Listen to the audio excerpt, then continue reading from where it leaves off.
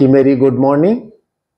और आज मैं फिर एक नई सुबह और नया सवेरा, नई दिन और नई तारीख और आलस से भरा शरीर, जो मुझे अपने आप को एक्टिव करना है। तो एक्टिव करने के लिए मैं पहले प्राणायाम करता हूँ और भस्त्रिका भस्त्रिका हमारे धूकनी की तरह, भस्त्रिका जैसे धूकनी होती है, आग को तेज किया जाता है और लोहा गर्म हो जाता है। तो भस्त्रिका हमारा उसी तरीके से है। और पहले मैं भस्त्रिका करता हूँ और फिर इसके बाद मैं आपको आज कैट और काव आसन दिखाऊंगा कि हम अपनी रीढ़ की हड्डी को कैसे फ्लेक्सिबिलिटी बना सकते हैं। रीढ़ की कमर और रीढ़ की हड्डी ही हमारी बहुत शरीर को मेन चीज है जो हमें चलाती तो सभी एक है, लेकिन उसकी फ्लेक्सिबिलिटी बहुत ही इंपॉर्टेंट है। जब हम उसको करेंगे धीरे धीरे और आसनों से और भी शरीर के अंगों को हम क्रियाशील करते हैं। तो ये मेरा भस्त्रिका, दोनों हाथ ऊपर, हाथ खुले हुए। जब हम नीचे की तरफ लाएंगे, श्वास फार फेंकेंगे, फिर अंदर की तरफ लेंगे, फिर फार फेंकेंगे।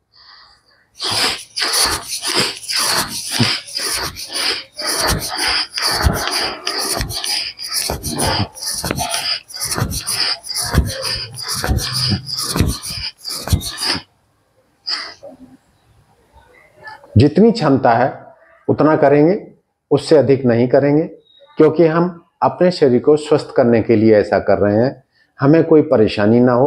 अगर आप नए हैं, धीरे धीरे करें, आराम से करें, वीडियो देखें, अपने आप को समझें, अपने मन को, अपने शरीर को टटोलें कि मैं क्या कर सकता हूं और कितना कर सकता हूं। तो अब देखिए, मैं सबसे पहले अपनी बॉडी को एक्टिव कैसे करता हूं। दोनों पैरों को उठाएंगे और धीरे धीरे हम इसको रोटेट करेंगे, आगे की तरफ चलाएंगे पैर को और फिर हम रोटेट करेंगे। एक पैर से जीरो बनाएंगे, फिर दूसरे पैर से इसको जीरो बनाएंगे। तो और जब जीरो बना लेंगे तो दोनों पैरों को एक बार अप एंड डाउन। इससे क्या हो रहा है, हमारा शरीर क्रियाशील हो रहा है, एक्टिवेट हो रहा है। और फिर घुटनों को आगे पीछे रोटेट करें और धीरे से आगे की तरफ बैठ जाएंगे। तो काव और कैट आसन कैसे, जैसे डॉग होता है या गाय होती है, कैट होती है। तो सबसे पहले हम अपने वज्रासन पे बैठे और वज्रासन पे आप धीरे धीरे अपनी जांघों को कंप्रेस करिए। कोई भी जो हमारे अंदर गैस है इन टांगों में, वो हमारे शरीर से बाहर जाए, हल्का हो जाए। अब शरीर हल्का हुआ तो आपको और सपोर्ट मिलती है कि हम लोग दोनों हाथ और दोनों घुटने बराबर दूरी पे, और एड़ी हमारी उठी हुई और पंजा उठा हुआ। तो हम पहले नीचे की तरफ जाएंगे, कमर को क्या करेंगे, डाउन करेंगे और सिर को ऊपर की तरफ, श्वास बाहर। जब हम कमर को ऊपर करेंगे तो श्वास अंदर और यहां पे रोकेंगे, फिर धीरे से श्वास बाहर। जब हम सिर ऊपर करते हैं तो श्वास को मैं बाहर निकालता हूं और अपनी कमर को डाउन, नाभि से नीचे की तरफ कंप्रेस करते हैं। अगेन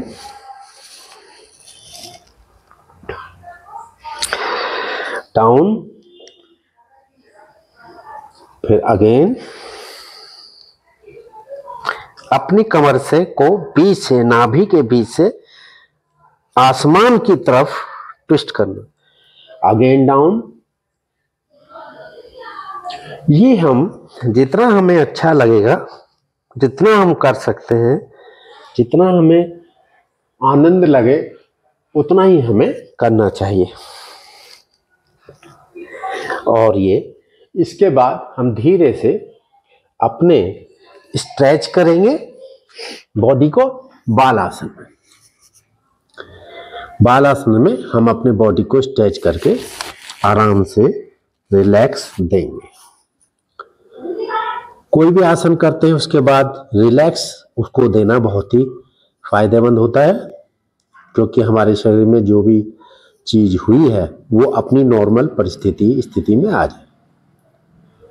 तो ये मैंने कैट और काऊ, जैसे कि वो अपनी बॉडी को अकड़ाता है। आप समझिए कि बुढ़ापा आपके पास नहीं फटकेगा। अगर हम ये आसन करेंगे तो बुढ़ापा हमारे नजदीक नहीं आएगा। हम सदैव सीधे आराम से स्ट्रेट वे में चलेंगे और हमारे शरीर का जो रीढ़ की हड्डी है वो हमेशा मजबूत बनी रहेगी, उसकी फ्लेक्सिबिलिटी बनी रहेगी। जैसे कमर में पेन हो जाता है, कमर में दर्द हो जाता है, उसके पीछे उसका रीजन यही है कि स्टिफनेस, जब हार्डनेस हमारे शरीर की उम्र बढ़ने के साथ साथ जब हार्डनेस बढ़ती है तो हमें इस समस्याओं का सामना करना होता है। उससे पहले कि हमें इन चीजों का सामना करना पड़े तो हम उनका सॉल्यूशन समय से पहले ढूंढ लेंगे, तो हम क्रियाशील रहेंगे और अपने जीवन को सुचारू रूप से बिना किसी की मदद के अपने जीवन को व्यतीत करेंगे। आज मेरा इतना ही। आप मुझे लाइक, सब्सक्राइब, शेयर करें। और आज मेरा इतना ही। फिर मैं आपको